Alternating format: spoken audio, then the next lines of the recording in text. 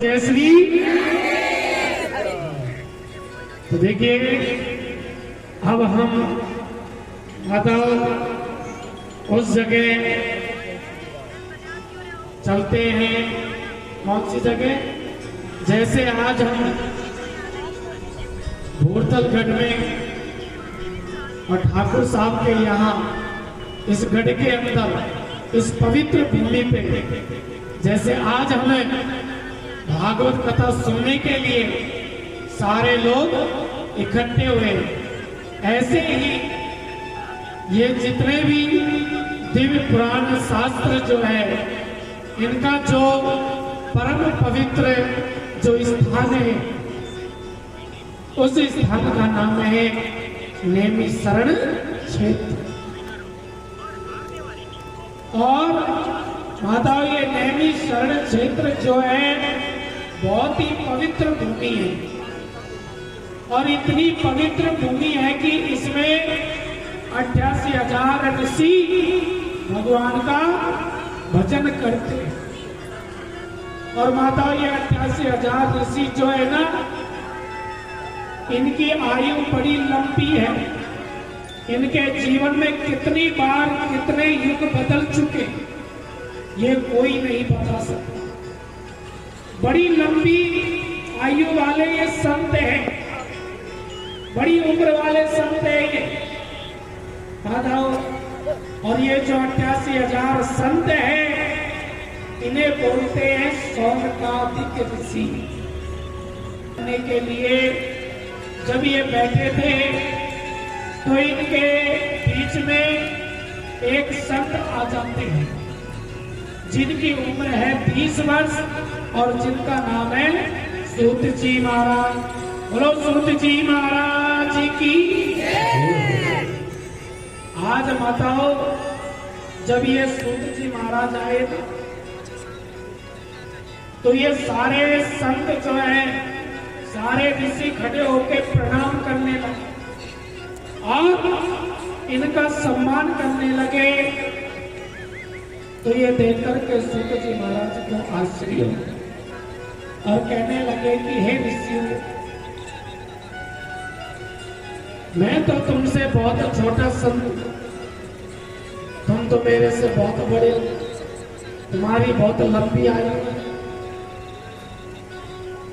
और आप सारे संत मेरे को प्रणाम कर रहे हो, ऐसा क्यों?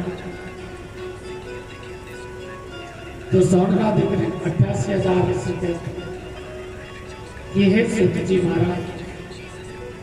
उम्र में तुम भले ही छोटे हो लेकिन शास्त्र कहता है क्या? धन वृदा बल वृदा आयु वृदा ते सर्वे ज्ञान वृदा किंकरा किंकरा। शास्त्र कहते हैं कि कोई व्यक्ति धन से बड़ा हो, कोई व्यक्ति बल से बड़ा हो और कोई व्यक्ति जो है आयु से बड़ा हो। लेकिन जानते हो महाराज सबसे बड़ा व्यक्ति कौन होता है? जो ज्ञान में बड़ा होता है। उम्र में भले ही तुम हमसे छोटे हो लेकिन ज्ञान में बहुत बड़े हो। इसलिए हे सूत जी महाराज इस मनुष्य के जीवन में जो अंधकार भरा है उसे दूर करने में करोड़ों सूर्य के समान हो। आप हमें कोई ऐसी कथा सुनाइए, आप हमारे ऊपर कोई ऐसी कृपा करो जिससे हमें कृष्ण भगवान की प्राप्ति हो जाए। कृष्ण प्राप्ति करम शाश्वत साधनम तत्धा। कृष्ण भगवान की प्राप्ति का कोई साधन हमें बताइए। तो सूत जी महाराज कहते हैं कि ऋषियों देखो संत महात्माओं के जाकर के और व्यक्ति को कभी बेकार के प्रश्न नहीं पूछना चाहिए। संत महात्माओं के पास जाके ये नहीं कहना चाहिए कि महाराज जी मेरी फैक्ट्री कैसे चले। संत महात्माओं के पास जाके ये नहीं कहना चाहिए कि महाराज ज्यादा आमदनी कैसे बढ़े। संत महात्माओं से ये नहीं पूछना चाहिए महाराज हमारी बहू के बेटा कब होएगा, क्योंकि बताया है कि संतों का क्षण और अन्न का कण ये बड़े भाग्य से मिलते हैं, और जब ये मिलते हैं तो इन्हें व्यक्ति को बर्बाद नहीं करना। तो ऋषियों ने सूत जी महाराज से यही प्रश्न पूछा कि हम सब लोगों का कल्याण कैसे हो, हमारे ऊपर भगवान की कृपा कैसी। तो सूत जी महाराज कहते हैं कि ऋषि हम लोग जो है जन्म लेते हैं, बड़े होते हैं, युवा होते हैं, वृद्ध होते हैं और बाद में मर जाते हैं, लेकिन ये जीवन हमें क्यों मिला है ये समझने का कभी प्रयास नहीं करते। हम जैसे आते हैं वैसे ही चले जाते हैं, लेकिन ये जीवन हमको क्यों मिला है ये समझने का प्रयास कभी नहीं करते। देखिए मानव की सबसे बड़ी भ्रांति क्या है माता जानते हो? मनुष्य का सबसे बड़ा दुख का कारण है चिंता। हम सारे लोग जो है ना चिंता बहुत ज्यादा करते हैं। अब माताओं जितनी ज्यादा हम लोग चिंताएं करेंगे उतना ही ज्यादा हमको दुख मिले, क्योंकि चिंता चिता से बढ़कर के है। चिता तो व्यक्ति को एक बार जलाती है, लेकिन चिंता व्यक्ति को रोज जलाती है। तो हम सब लोग चिंता बहुत ज्यादा करते हैं और चिंतन बहुत कम करते हैं। अब देखो माताओं चिंता होती है संसार की और चिंतन होता है परमात्मा। अब संसार से हम लोगों को चिंता मिटानी है और भगवान के प्रति चिंतन बढ़ाना है, तो वो सिखाती है ये श्रीमद् भागवत की कथा। क्योंकि माताओं ये भागवत की कथा जो है ना सारे चिंताओं को दूर कर देती जो इस भागवत को। आज माताओं हम बड़े भाग्यशाली हैं कि ये भागवत की कथा हम लोगों को सुनने को मिल रही है। नहीं तो माताओं ये भागवत हमें तो क्या देवताओं को भी इसका लाभ नहीं मिलता। आप जानते हो कि सुखदेव जी महाराज इस भागवत को जब राजा परीक्षित को सुनाने लगे तो देवता एक अमृत कलश लेके आए और सुखदेव जी से बोले कि अमृत कलश लेके और परीक्षित को पिला दो और इसके बदले में भागवत कथा अमृत हमें दे। जितने लोग अमृत को पिएंगे उतने ही अमर होंगे, लेकिन ये भागवत तो एक मणि है जो पूरे संसार को प्रकाशित करेगी, पूरे संसार को उजाला कर देगी ये भागवत। तो यहां माताओं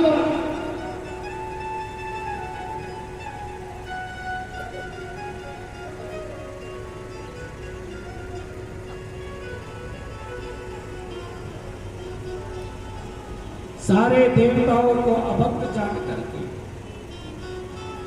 और सुखदेव जी महाराज जी ने गद्दी पे बैठ कर देवताओं को भागवत कथा अमृत का पान बैठ कर कभी आओ तो देवताओं ने ये शिकायत जाकर के और अपने पिता ब्रह्मा जी से की।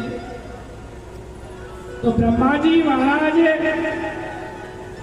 ने सोचा कि ये भागवत की कथा जो रखी है इसमें ऐसा क्या है जो ये देवताओं को नहीं, ऐसा क्या है इस बात।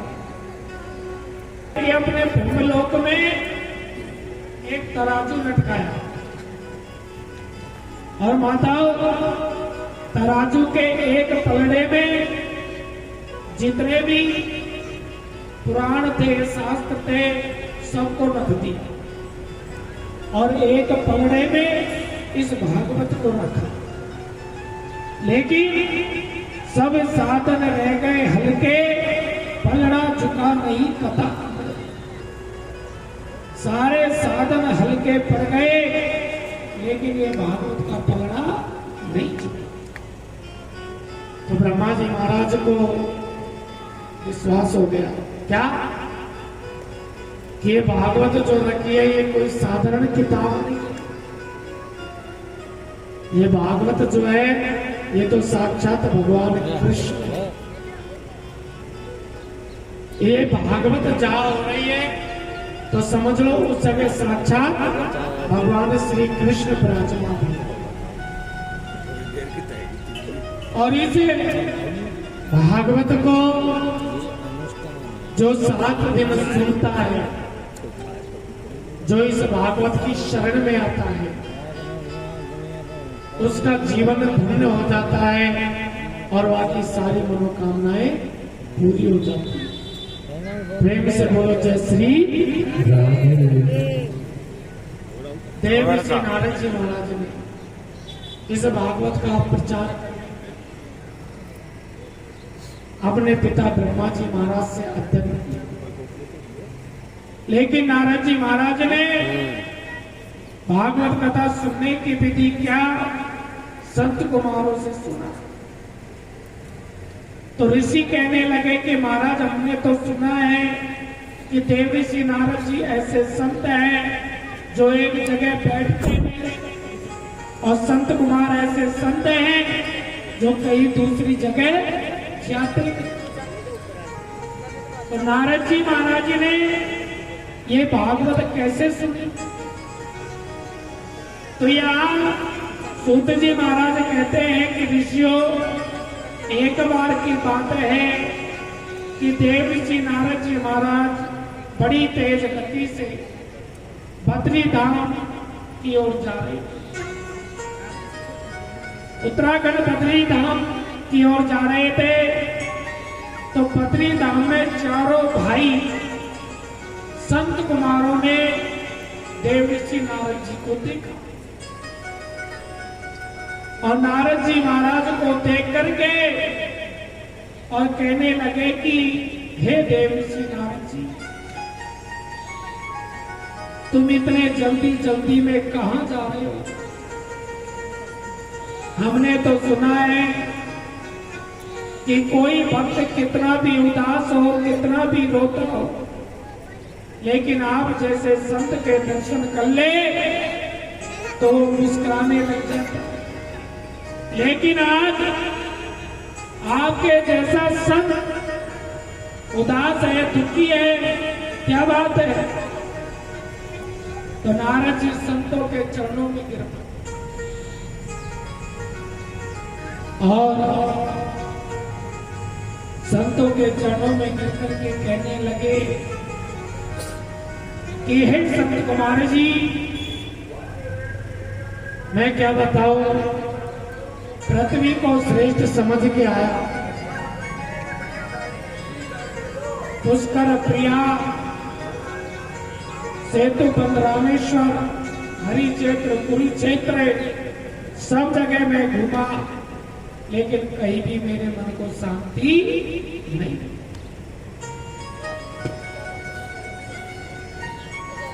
कहीं पर भी मेरे मन को शांति नहीं मिलती है।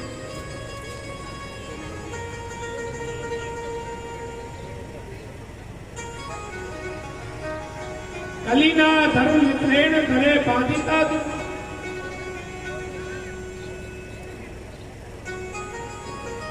कलयुग ने लोगों की बुद्धि को विकृत कर दिया, उल्टा कर दिया। कैसे?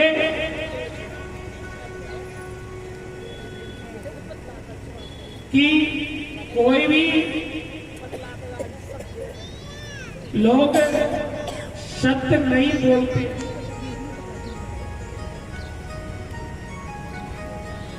जहां भी जाके देखो तो बस झूठ, छल, कपट, पाखंड लोगों में मिलेगा। सत्य तो आजकल किसी के मन में है नहीं।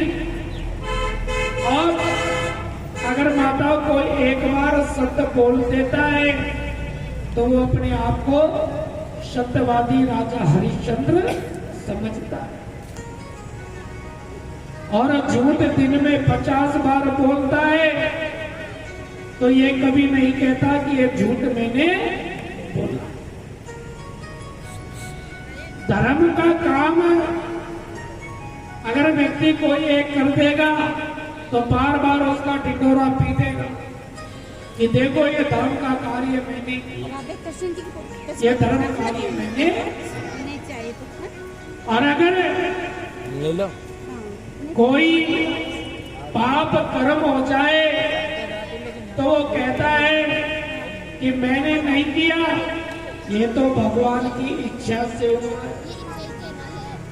अच्छा करे तो व्यक्ति कहता है मैंने किया, और बुरा हो जाए तो कहता है भगवान ने किया। और तो क्या, कोई काम आ गो। घर में आजकल माताओं बहुओं की चलता हो गई। हाँ, घर में आजकल जानते हो किसकी चलती है? बहुओं की चलती है। हाँ, चलती है ना, किस किस के घर में चलती है? हाँ। क्योंकि पहले तो बड़े बुजुर्गों की चलती थी, सास ससुर की चलती, दादी बाबा की चलती थी। अब आजकल बेचारे उनकी तो चलती नहीं है। आजकल की जो बहुएं आती है ना तो उनकी घर की चलती है। और आ जाओ, लोभ के वशीभूत होके आजकल व्यक्ति